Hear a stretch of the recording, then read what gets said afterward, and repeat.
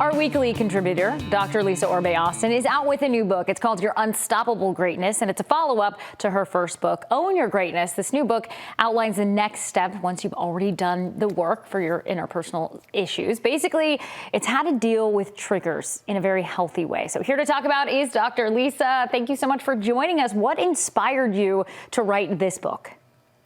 Yeah, so I think after we watched people actually do the first book, because the book is a workbook, so we watched them actually complete the first book, we saw some additional issues arising after they had done all this internal work and really been able to conquer their imposter in a lot of ways. There were additional sets of triggers and issues that were still needing to be addressed. And so this second book is really about those additional triggers. Yeah, maybe your little tune-up for when you finish the work. You still need reminders. Can you talk about some of the main areas of this book? You dive into owning your own agency, how to navigate toxic environments, actualization. There's a lot in here to dive in. Can you just give us an idea of what you're talking about in this book and some issues that you said that maybe got overlooked?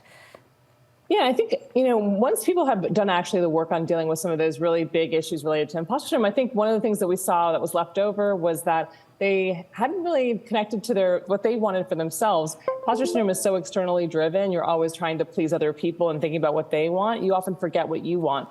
So the first part of the book is really dealing with what you want, what your dreams are, what the things that you have left behind or maybe even never connected to. And the second piece of the book is really dealing with toxic work environments and toxic leaders and how to really strategically manage them and understand where your propensity to be drawn to certain ones are.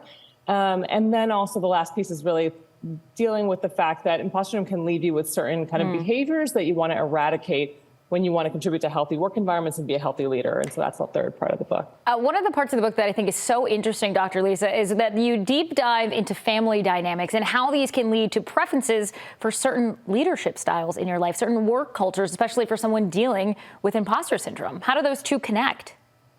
Yeah, the first place that we learn authority is usually in the home. So our family is the first person to teach us what authority looks like or doesn't look like. And so these are the first times we deal with it. And oftentimes, if we have had a difficult time in our families around authority and leadership in our families, those particular styles are ones that we are drawn to. The most common that we see in imposter syndrome are codependent family dynamics and codependent work dynamics and narcissistic family dynamics and narcissistic bosses and leaders. So those are the two common dynamics that we see that are very much related to imposter syndrome and often have an origin in our early family history. And so it is really important to deal with that so that we can unlock that in our work world. All right, Dr. Lisa, the final question, the most important one for this segment, of course, is where can we get the book? And you can get it at all major booksellers. It's on all the big booksellers, Barnes & Noble, Amazon, all the big booksellers. And so it is out today, which we're so excited about. I'm so excited for you. Thank you for always joining us with so much insight. I hope actually to kind of dig into this book a little more as we get through the weeks and some topics that your expertise in. And I also saw there it is along with your husband, correct? Yes, yeah. We just like the first one, we are partners in this. And so, yes, we are doing this together. Maybe we'll jump into that work dynamic next week. Yes, we can totally do that. All right, Dr. Lisa Orbe-Austin, thank you so much